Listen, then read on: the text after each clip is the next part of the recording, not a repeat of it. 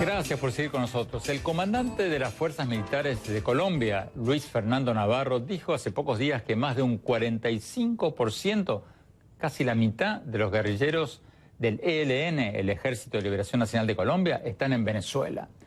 Y luego, pocas horas después, el presidente de Colombia, Iván Duque, denunció que estos guerrilleros están siendo amparados por el gobierno venezolano. ¿Qué significa todo esto? ¿Considera el gobierno de Colombia que esta es una amenaza directa contra la seguridad nacional de Colombia? Se lo preguntamos al canciller de Colombia, Carlos Holmes Trujillo. Veamos lo que nos dijo.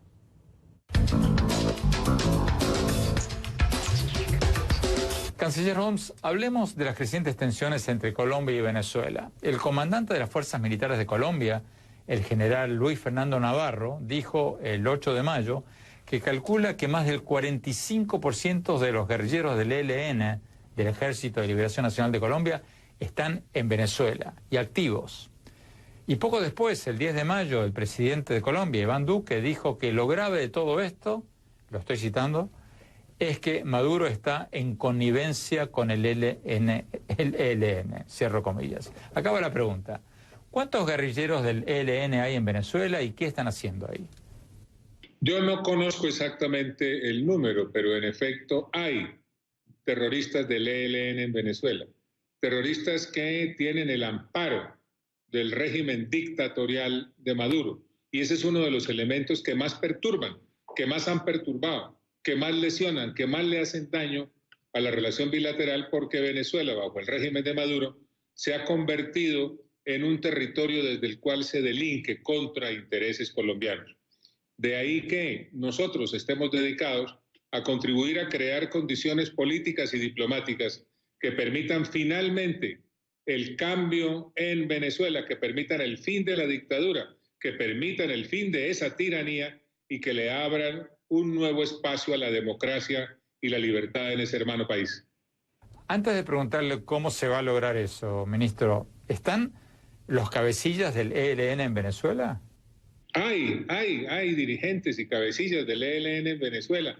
Eso está perfectamente establecido, eso es de dominio público. Desde allá delinquen, desde allá le hacen daño a Colombia, desde allá cometen todo tipo de crímenes y de vejámenes. Es uno de los asuntos que más afecta, como le he señalado, Andrés, la relación bilateral.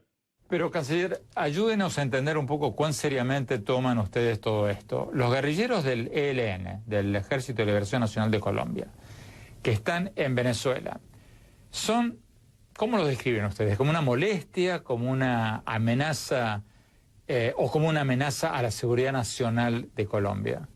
Son una organización terrorista que le ha hecho daño a Colombia desde hace mucho tiempo y que en este momento encuentran cobijo bajo la dictadura de Maduro. El terrorismo le hace daño no solamente al país en el cual tiene asiento, sino que le hace un tremendo daño a los países vecinos, pero además tiene tentáculos que puede dar lugar a que le haga daño a otras sociedades. El hecho de que el régimen de Maduro actúa como actúa frente al terrorismo del ELN es una de las causas de mayor preocupación y mayor daño para Colombia. Eso explica, entre otras cosas, además de muchas razones, la actuación de Colombia para efecto de contribuir con otras naciones democráticas a crear condiciones que hagan posible que la democracia y la libertad regresen al hermano pueblo de Venezuela. El secretario de Estado de Estados Unidos, Mike Pompeo, ha dicho que una intervención militar de Estados Unidos en Venezuela es, abro comillas, posible, cierro comillas. Usted ha dicho repetidamente, lo dijo en este programa, que no quiere una intervención extranjera en Venezuela, que Colombia no va a apoyar eso. Pero acaba la pregunta. ¿Usted ve eso como una posibilidad, aunque no la quiera, como lo dice el secretario de Estados Unidos? Colombia cree en la acción política y diplomática. Colombia está comprometida con la acción política y diplomática. Colombia está comprometida con las acciones que conjuntamente acuerden los países miembros del Grupo de Lima. Colombia ve que los pasos que se vienen dando son muy positivos, toda vez que dichas acciones políticas y diplomáticas han representado avances muy significativos, que son hoy evidentes para la comunidad internacional y que aconsejan el incremento de esas acciones políticas y diplomáticas para que finalmente vuelva a brillar la libertad y la democracia en Venezuela. Entonces, ¿cómo sigue esto, canciller? ¿Cómo se traduce todo eso, todo lo que usted enumeró recién, en una restauración de la democracia en Venezuela? Esos son pasos graduales como siempre sucede, cuando finalmente llegan a su punto terminal las dictaduras. Jamás una dictadura se cae de un día para otro. Por el contrario, eso sucede como consecuencia de un proceso que implica la creación de condiciones que al final generan el desenlace final. Eso es lo que está pasando en Venezuela. Se está viviendo ese proceso.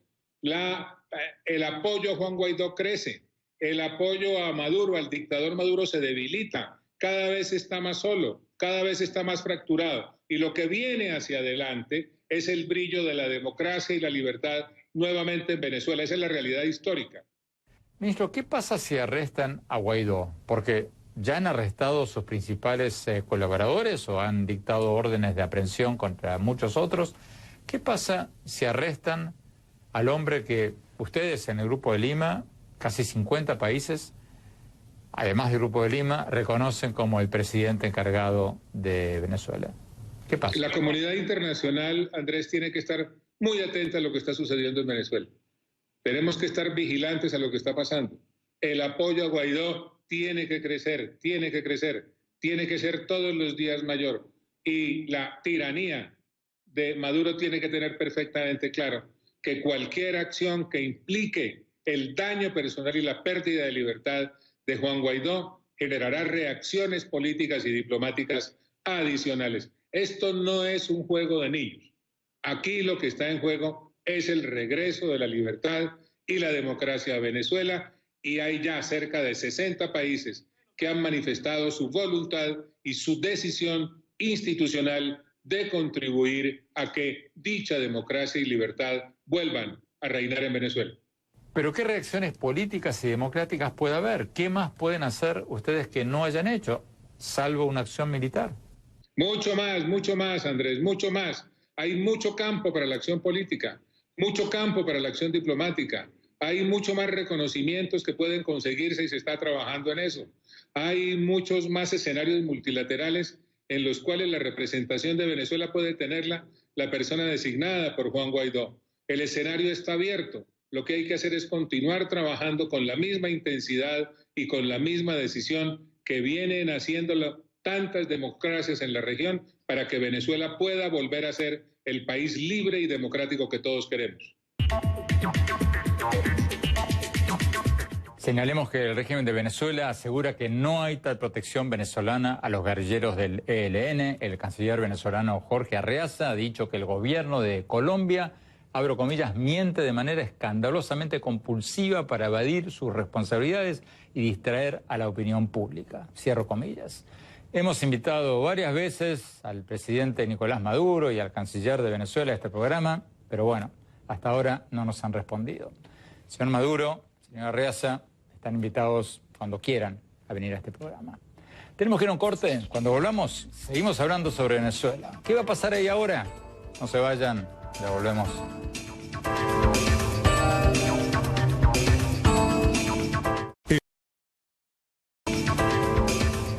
Gracias por seguir con nosotros. La crisis de Venezuela sigue empantanada. Y mientras tanto, se profundiza la crisis humanitaria en ese país. Según las Naciones Unidas, ya hay más de 7 millones de personas que necesitan asistencia humanitaria en Venezuela.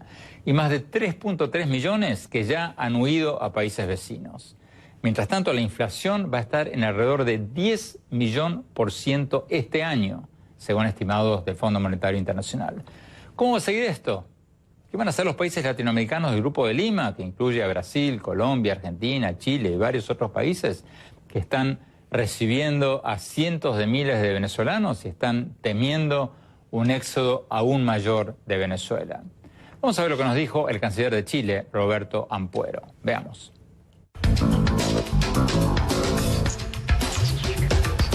Canciller Roberto Ampuero, ¿cómo ven ustedes los últimos acontecimientos en Venezuela? El régimen de Maduro ha apresado a los principales colaboradores de Juan Guaidó, del presidente de la Asamblea Nacional.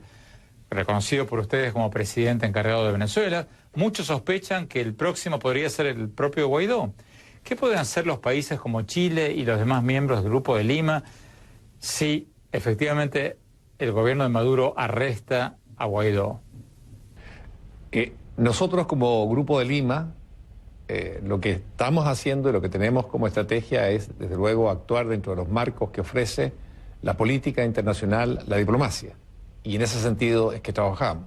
Y en la actualidad, ante el fortalecimiento de la represión en Venezuela por parte del régimen ilegítimo de Nicolás Maduro, nosotros lo que estamos haciendo como Grupo de Lima es intensificar las relaciones y el diálogo y la articulación de esfuerzos con otros actores internacionales. Usted recordará que Chile ha propuesto lo que denominamos la exploración de espacios de convergencia con otros actores internacionales, el caso muy preciso con el Grupo Internacional de Contacto, y en las próximas semanas tendremos una reunión con el Grupo Internacional de Contacto para articular de mejor forma nuestros esfuerzos y también nuestras exigencias al régimen ilegítimo de Nicolás Maduro. Esto es uno de los elementos con los cuales estamos trabajando. Perseguimos que haya una mayor articulación entre los distintos actores para orientar mejor las exigencias, las expectativas y también para que Maduro note que la comunidad internacional tiende a unirse en exigencias para que, en el sentido de que Venezuela tenga democracia y los venezolanos puedan ver respetados también sus derechos humanos y puedan escoger en elecciones libres y garantizadas como tales el nuevo gobierno que deseen tener.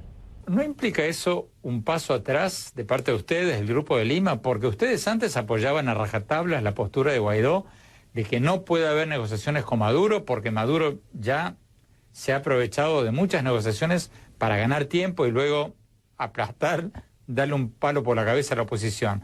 Pero ahora, al decir usted que quieren entablar acciones conjuntas con los europeos, con el Grupo de Contacto, ¿acaso no tiraron ustedes la toalla y básicamente ahora están diciendo que no queda otra hora que ir con los europeos y negociar con Maduro? Mire, lo que ocurre es que en Venezuela tenemos un escenario que se está modificando, está cambiando en forma permanente. Y pese a que Nicolás Maduro sigue estando en lo que es el poder en ese hermano país, desde luego sus posibilidades de actuar se han ido estrechando. Ahora, dicho esto, quiero decir también lo siguiente. Lo normal o lo evidente es que entre el Grupo de Contacto Internacional y el Grupo de Lima existen muchas coincidencias, existen muchas convergencias y posibilidades de ampliar ese grado de convergencia con respecto a Venezuela. Aquí lo central es lo siguiente. Esto es un conflicto, esto es una situación, una tragedia, una situación extrema que ocurre en nuestra región y donde los primeros afectados por ella son los venezolanos. Y nosotros como Grupo de Lima pensamos que son los venezolanos quienes tienen que definir cuáles son los pasos a dar. Y nosotros, en este caso como Grupo de Lima, y el caso particular como Chile también, desde luego, lo que hacemos es poner a disposición nuestra solidaridad, nuestros esfuerzos políticos y diplomáticos, para que sean ellos, los venezolanos, quienes nos digan en qué medida podemos ayudar. Eso me suena como que ustedes le van a decir privadamente a Guaidó que no queda otra que negociar con Maduro, ¿o me equivoco? Son los venezolanos, y es una convicción profunda de Chile, quienes deben decir por dónde debe ir el camino. Son ellos. Lo que nosotros como Grupo de Lima, o nosotros como país, en forma individual podemos hacer, es ponernos a disposición de ellos y ponerle a disposición también los contactos internacionales que nosotros tenemos. El Grupo de Lima, al que pertenecen ustedes, al que pertenece Chile, Argentina, Perú, Brasil, hace poco sacaron una declaración diciendo que van a hacer las gestiones necesarias para que Cuba participe en la búsqueda de una solución a la crisis de Venezuela. ¿Cómo es eso? ¿Cómo ve esa gestión con Cuba? Primero yo diría que el Grupo de Lima lo que hace es una invitación a Cuba, y sabiendo los roles que ha jugado Cuba bueno, en distintos procesos políticos y también guerrilleros en América Latina, consciente de esa historia, lo que hace el Grupo de Lima es invitar a Cuba a ser parte de la solución, no a ser parte del problema. Esa es una invitación que se hace, es una invitación que no es abierta a la eternidad, ¿verdad? Es una invitación que tiene su plazo, es un window que se abre y estará, ¿verdad?, en las manos de la dirigencia cubana tomar la decisión. Si quiere ser parte de la solución, es indudable que Cuba juega un papel importante en Venezuela. Esta gestión con Cuba está en una etapa muy inicial, donde la idea es que acudan un par de representantes del Grupo de Lima a una reunión con las autoridades cubanas. Si se llega a un acuerdo donde se puedan ver efectivamente aspectos que son sustanciales a la crisis venezolana, en ese sentido habrá una buena conversación y habrá, ¿verdad?, este intercambio de experiencias y la posibilidad de que Cuba se sume a ser parte de la solución de la crisis de Venezuela. Pero quiero insistir, esto es una invitación que se hace.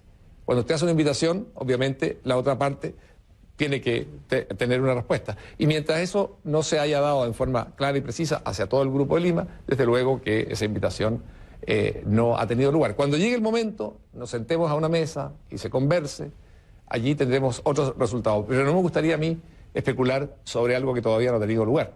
Y tampoco anunciar temas que uno plantearía en una conversación directa frente a representantes de otro gobierno. Tenemos que ir a un corte. Cuando volvamos